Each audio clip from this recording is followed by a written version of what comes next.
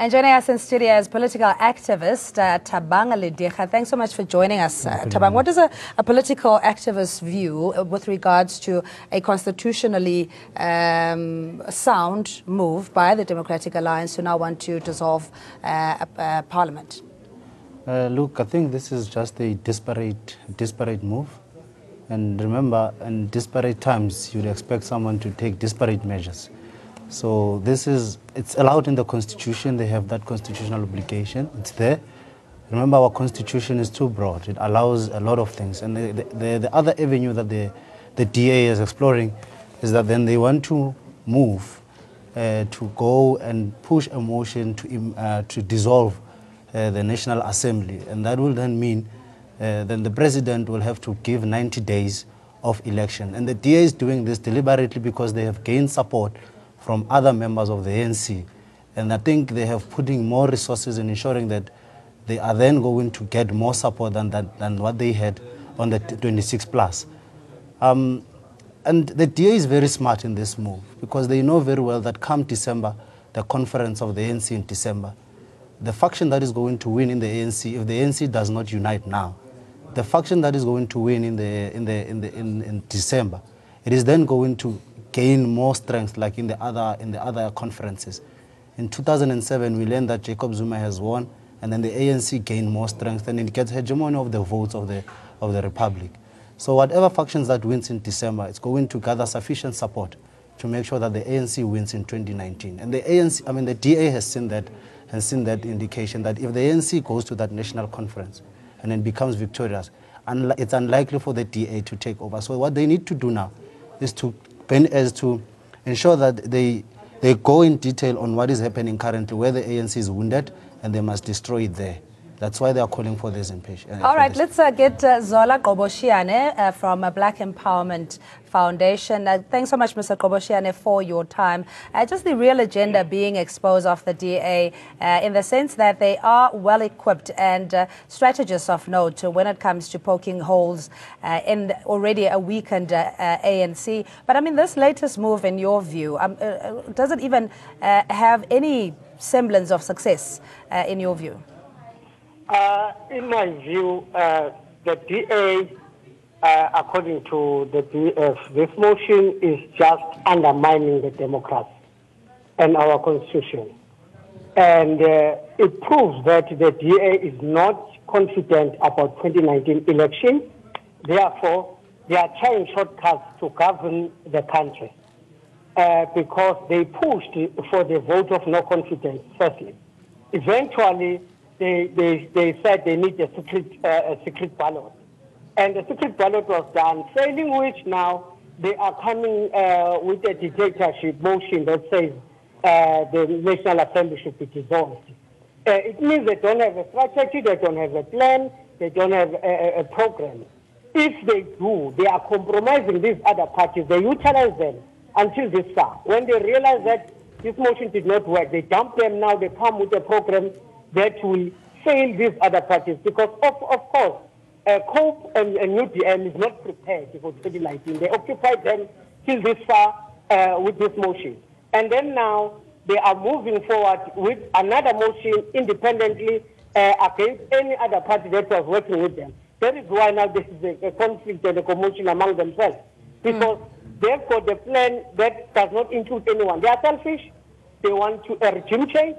They want to lead this country on their own. They want to reverse the situation. They have no interest for the people of this country and the situation because this is make the country ungovernable.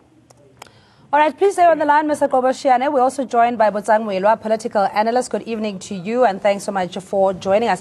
Now, calling for a dissolution of Parliament would then mean there's instability in terms of governance. So it seems that the DA, although their move is constitutionally correct, is not concerned necessarily about the well-being of South Africans. Everything is done at the cost of or they're willing to go to all extremes to get rid of the ANC.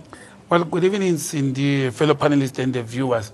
Indeed, but the DA has never cared about the country. What the DA wants to do is to get the status quo of the economic situation in their country to continue as it is. And the only way they can do that is to make sure that a sitting government of the day does not perform its duties and functions the way it's supposed to in terms of service delivery, changing laws which are unjust, and amending laws of this country which are keeping the economic sector in the hands of the white minority. And that's what the DA exists for. The DA is aware that under no circumstances will they ever govern this country. It will never happen in the history of South Africa that a predominantly white party will come and govern this country again unless otherwise assisted by some other black parties, like it has happened in a municipality where the economic freedom fighters had donated votes to the DA. But I think the EFF is also coming into its senses to realize that the DA had fooled them over time, and they have actually fooled them in the battle or the war to try and destroy what the ANC is trying to implement in the country, even if the ANC fails in some instances or delays. But that's what the DA exists for now. Even this process, Cindy, that they will use constitutional processes to try and dissolve parliament. It is not as easy as they are stating it. What the EFF, Floyd Shivambu and Julius Malema wrote about the 51 members, it is not true. That's not how the Constitution prescribes what should happen. That's completely wrong. They are being misled, and they have actually demonstrated their lack of capacity and knowledge of what the Constitution is saying.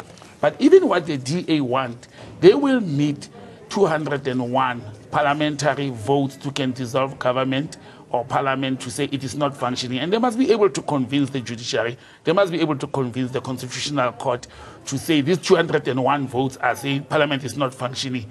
And there must have been a trend as well to say, why is government not functioning? So they are spending a lot of time in court now instead of performing the parliamentary duties in order to can actually render parliament, dysfunctional, and that's what they are attempting to do with this new motion. That, I think, it's another delaying tactic, it's another frustration tactic, and the ANC as the ruling party and all other parties that care, they must wake up to this. But is it democratically correct then to create an impression that Parliament is dysfunctional and therefore they're calling for dissolvement thereof, in your view? Anything that is prescribed in the Constitution, then it's constitutionally correct. So what the DA, it's performing its duties as an opposition party. What we must be careful of is that it is trying to derail the services that have been rendered today by the government of the day. The change that the government of the day is promising, that when they go to the next administration, they'll push for a radical economic shift. That is what the DA is trying to guard against, because if you allow the ANC to go and win the next the next election, then you expect them to push for those radical economic transformation, and the DA doesn't want that at all.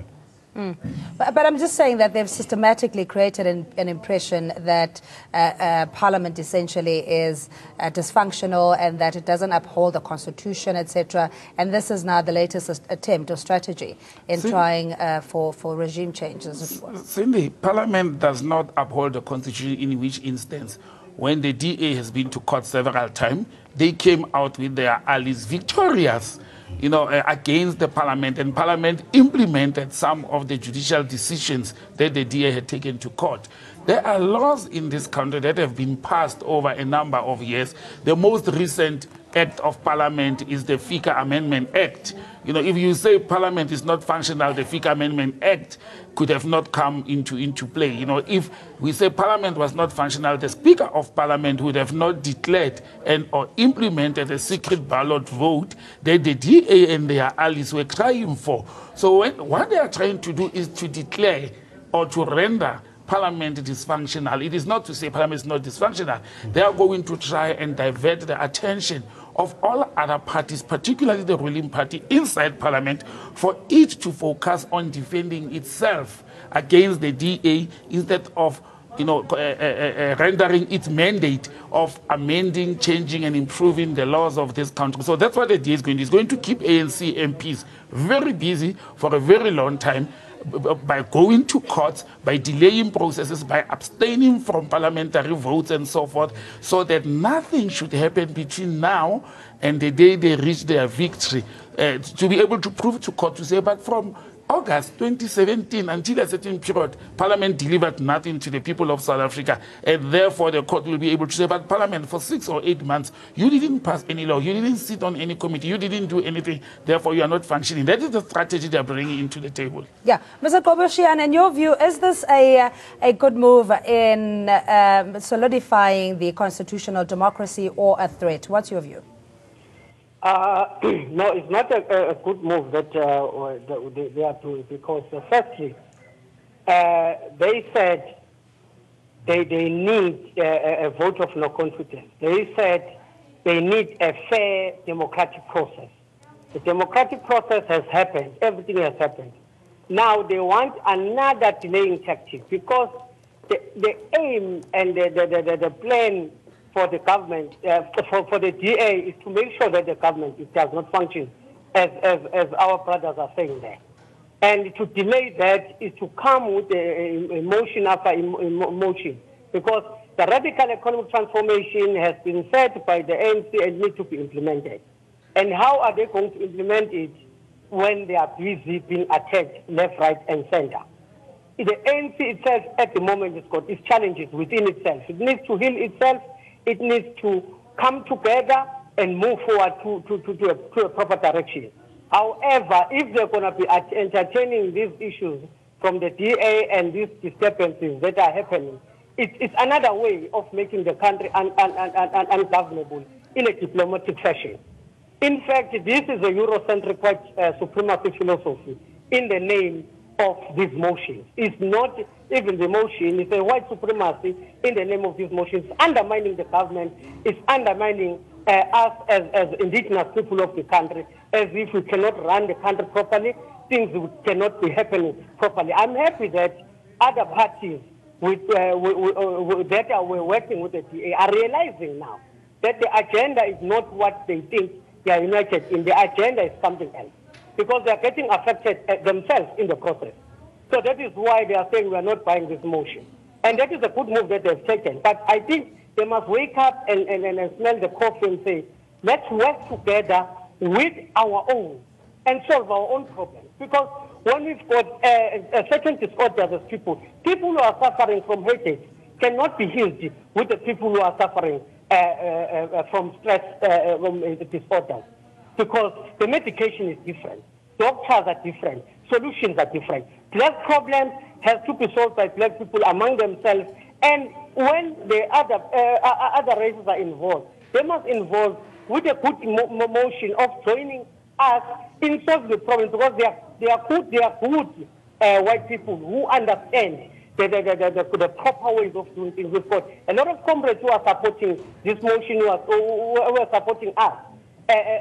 People who are pushing the direction for the resolution of the problems of the black people. Yeah, but please there are those who are against.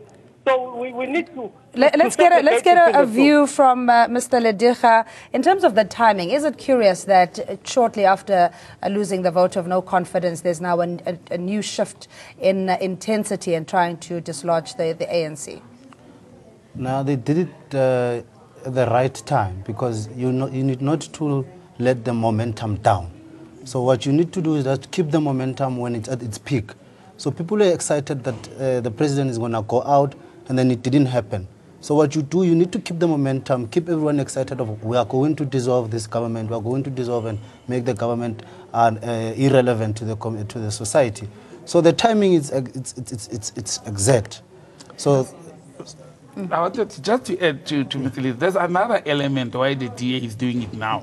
They are hoping this will go through when a bunch of ANC MPs who have voted with them are still in parliament. Sure. If they delay, the ANC may go through a process of transformation and removing some of the MPs who are suspected to have sided, or who are even known to have sided with the DA and other parties. So in removing them timeously, they will lose those numbers that may even increase. You know, they are hoping that by the time they go to this motion of dissolving parliament where they need 201 votes, ANC members who are between 26 and 35 will now be more than 50, and that's why they are pushing so fast. So the ANC must wake up actually, as well as the ruling party, and start dealing with what they had termed dissidents, with what they had termed MPs who have acted against the directive of the organization. If they don't do it now, those numbers may increase, those numbers may shock the nation, and the country will be unstable, the country will be ungovernable at that time.